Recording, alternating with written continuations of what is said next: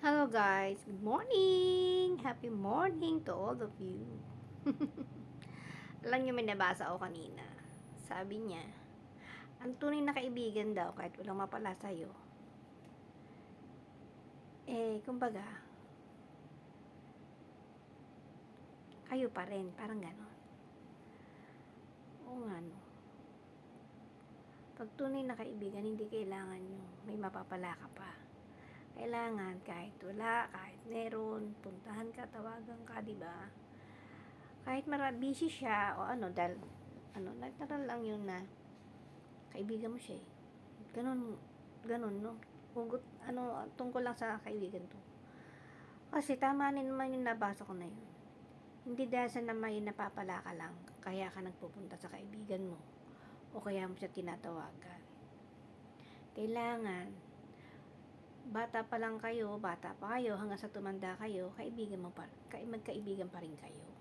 Hindi lang dahil pinakikinabangan mo pinakikinabangan mo siya, pinakikinabangan ka niya, hindi ganoon. Kailangan, sa akin lang po, kailangan ang kaibigan, yung kahit talaga na tumanda na kayo, magkaedad na kayo, kaibigan mo pa rin. Ganun. Kasi, hindi yung kung kailan ka lang may kailangan, tsaka kung kailan pupuntahan ka, parang hindi kaibigan, di ba? Kasi nabasa ko maganda rin eh. Sabi niya, hindi kailangan, kung kailan ka lang may kailangan, tsaka pupunta. Tsaka mo siya magkaibigan dahil mayroon ka napapala. O, di ba? Pangit din pakinggan, tsaka pangit sa tenga. Pero, ang kaibigan kasi sa akin, pag sinabi kong kaibigan, mahalin mo yung kamalian niya. Pati kamalian niya, mahalin mo. Ganon. Pero wag lang yung tapakan ng pagkatao mo. Di ba? Masakit na yun. At saka yung makikialam sa mga buhay ng pamilya.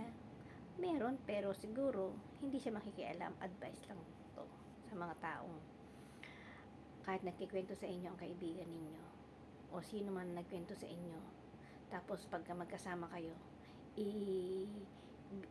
sa kanya yon, hindi maganda yon kasi pamilya yon. Ang maganda, halimbawa nagkakamali kaibigan mo, suportahan mo ng advice, ganon. Ganon ang gawin mo sa kanya, advice mo siya